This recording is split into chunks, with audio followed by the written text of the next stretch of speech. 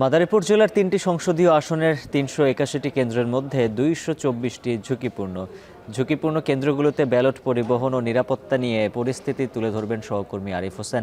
আরিফ, জানাবেন ঝুঁকিপূর্ণ কেন্দ্রগুলোতে ব্যালট পাঠানো ও নিরাপত্তা নিয়ে কি বলছে আইনশৃঙ্খলা বাহিনী?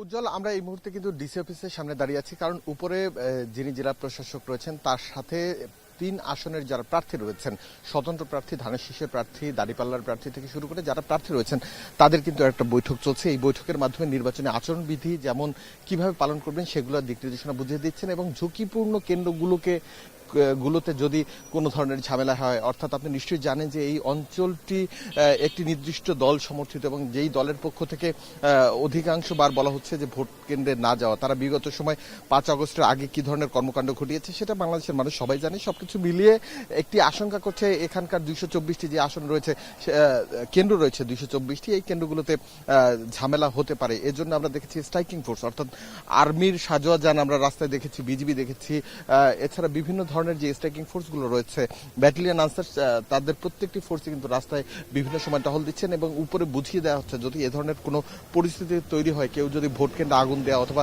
ব্যালট বাক্স ছিনতাই অথবা কোনো ধরনের অপ্রীতিকর ঘটনা ঘটানোর চেষ্টা করেন, সেক্ষেত্রে যারা প্রার্থী রয়েছে তারা প্রশাসনকে কিভাবে সহায়তা করবে এবং প্রার্থীদের পক্ষ থেকেও যাতে আচরণবিধি কেউ না ভাঙে এবং আইন শৃঙ্খলার কোনো বিঘ্ন না ঘটায়, এই ব্যাপারে নির্দেশনা ইতিমধ্যেই দেওয়া হচ্ছে। জেলা প্রশাসকের পক্ষ থেকে উপর থেকে মিটিং চলছে এবং এই মিটিংটির পরই বিভিন্ন জায়গায় ভোট কেন্দ্রগুলোর যে নিরাপত্তা সেটি আরো জোরদার করা হবে। আমরা মাদারীপুরে বিভিন্ন জায়গায় দেখেছি সিসিটিভি ক্যামেরার পাশাপাশি ভোট কেন্দ্রের যেই ব্যালট বাক্স এবং ভোটের সরঞ্জামাদি যে পরিবহন, সেই পরিবহনের ক্ষেত্রে উচ্চ ঝুঁকিপূর্ণ যে কেন্দ্রগুলো রয়েছে সেখানে ৩ জন করে অস্ত্রসহ পুলিশ, ৩ জন ব্যাটালিয়ন আনসার, এছাড়া ১০ জন ভিডিপি এবং ২ জন গ্রাম পুলিশ নিয়োগ দেওয়া হচ্ছে, যারা বিভিন্ন সময় উপজেলা পর্যায় থেকে ভোটের বাক্স, ব্যালট এবং সরঞ্জামাদি সিল নিয়ে তারা গন্তব্যে পৌঁছে যাচ্ছেন এবং ইতিমধ্যেই সেটি সরবরাহ শুরু হয়ে গিয়েছে। উজ্জ্বল। আরিফ হোসেন যুক্ত ছিলেন মাদারীপুর থেকে। সিরাজগঞ্জে ভোট গ্রহণ সুষ্ঠুভাবে সম্পন্ন করতে কেন্দ্রগুলোতে ২,০০০ পুলিশ সদস্য ও ১১,০০০ আনসার সদস্য দায়িত্ব পালন করবেন। জেলা জুড়ে র্যাব, বিজিবি ও সেনাবাহিনীর টহল জোরদার করা হয়েছে। নির্বাচনের সার্বিক পরিস্থিতি জানাতে সিরাজগঞ্জ থেকে যুক্ত আছেন সহকর্মী রিফাত রহমান। রিফাত, সর্বশেষ কি পরিস্থিতি সেখানে বিরাজ করছে জানাবেন?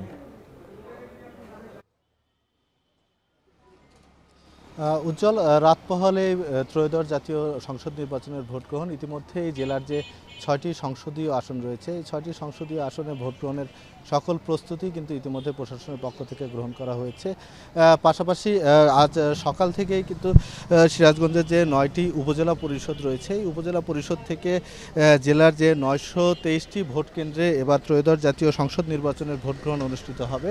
এই কেন্দ্রগুলোতে যারা দায়িত্ব পালন করবেন, পুলিশ, আনসার সহ প্রিজাইডিং অফিসার, পোলিং অফিসার, তাদের কাছে কিন্তু এই সরঞ্জামাদি বুঝিয়ে দেওয়া হচ্ছে এবং সকাল থেকেই যে কেন্দ্রগুলো রয়েছে, বিশেষ করে যেগুলো দুর্গম এলাকার কেন্দ্রগুলো রয়েছে, সেই কেন্দ্রগুলোতে সরঞ্জাম ইতিমধ্যেই পাঠানো হচ্ছে।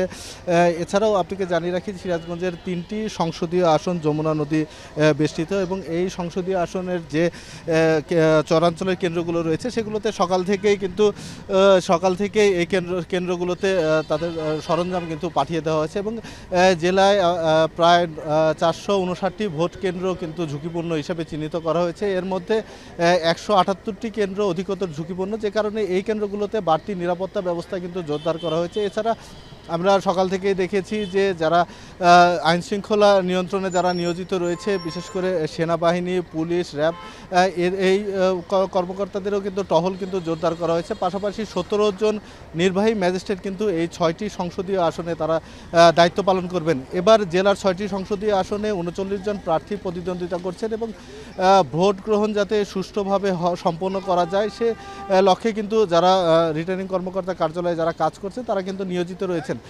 সার্বিক পরিস্থিতি যদি বলি যে আসলে ব্যাপক নিরাপত্তা ব্যবস্থা জোরদার করা হয়েছে যাতে ভোটাররা সুষ্ঠুভাবে তাদের ভোটাধিকার প্রয়োগ করতে পারেন। উজ্জ্বল, এই ছিল আমার কাছে সিরাজগঞ্জ থেকে নির্বাচনের প্রস্তুতি নিয়ে সবশেষ।